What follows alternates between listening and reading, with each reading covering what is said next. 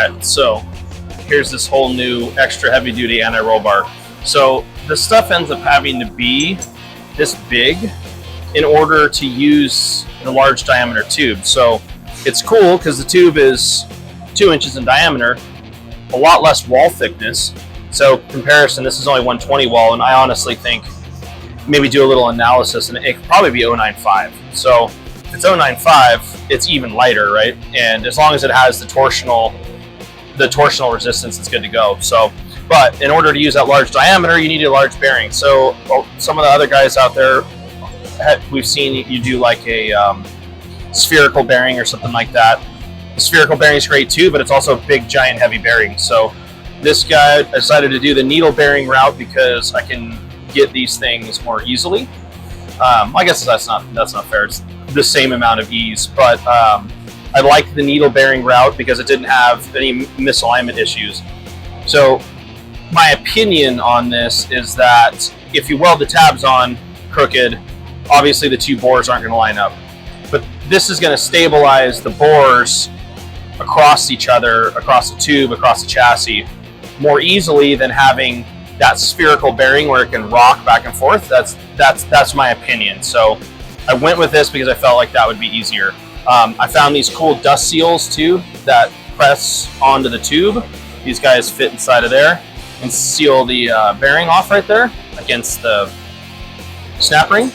And then so what I'm going to do is I didn't want to press these in because I was just worried about galling and all kinds of nonsense. So these guys are just, they have a little bit of tolerance, but I was using some blue Loctite and glue and use a little blue Loctite on there. I said glue, but I'm going to put blue Loctite on the exterior of the bearing. So this bracket, meant for like a 1 5/8 tube, clearance on all the bolts, locks in there nice. All together, it's super nice. So I figured I'd do a little weight deal here. So scales at 0. Let's put all these parts on. So 1, 2.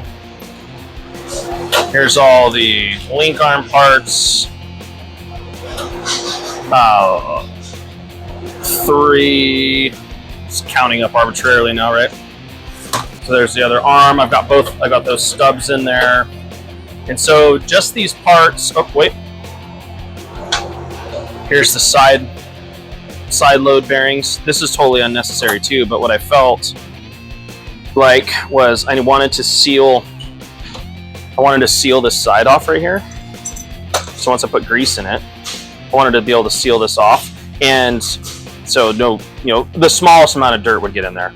I wanted to seal that off, and then I needed some clearance for the bolts because I wanted to have this nice big wide, that monster flange width between there. That's going to keep this thing nice and square too.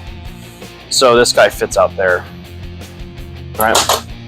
So I'll put all that back on there. And so why not just make it a bearing? So that's what I did. And put all that on there. So this is all the rigmarole for it. 12.8 pounds. So I think there's a little bit of weight to save here. Not significant, but a little bit. Like I can make these housings a little smaller.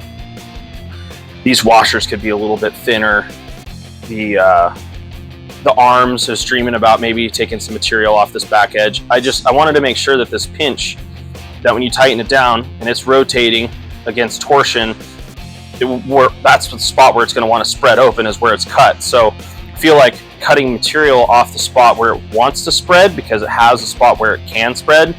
I want to be kind of careful with how much I spread that. So last but not least, here's a piece of tube. This is 2-inch 120 wall, 4130 tube, and it's 36 inches long. So 20.05 pounds. So it's just a tiny bit heavier than my regular anti-roll bar kit, but it has some significantly different features from it's really cool how well the needle bearings roll. Like it's really, really nice. So, and I got this big torsional tube that's gonna really resist that rotation. So I don't know, I'm excited to see the first installation on this. I'm probably gonna change this to these are 3/8 by 3/8 rod ends using a 1-inch tube. I'll probably change this to a 7/16 by 3/8 rod end because I don't feel like it's necessary, or I feel like it'd be better to use that slightly larger thread in there. These arms also have the beef that I could slot that to 5/8 instead of 1/2 inch and easily use a 1/2 inch by 1/2 inch rod end.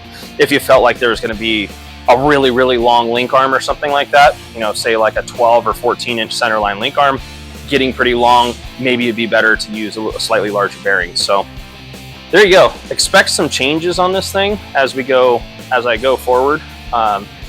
But here's the first one, and then I have another one that we're finishing the machining on the bearing housings right now. So yeah, that would be cool. Oh, side note, I'm gonna cut this into this other video. I almost made it 6 minutes without having to cut it. This is another tab. This would be a nice long tab. You had to mount in the chassis like that. Fits exactly the same as this other tab.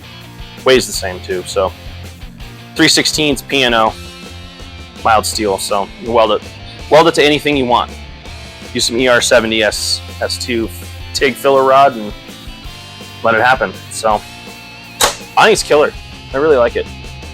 So look forward to seeing this thing installed.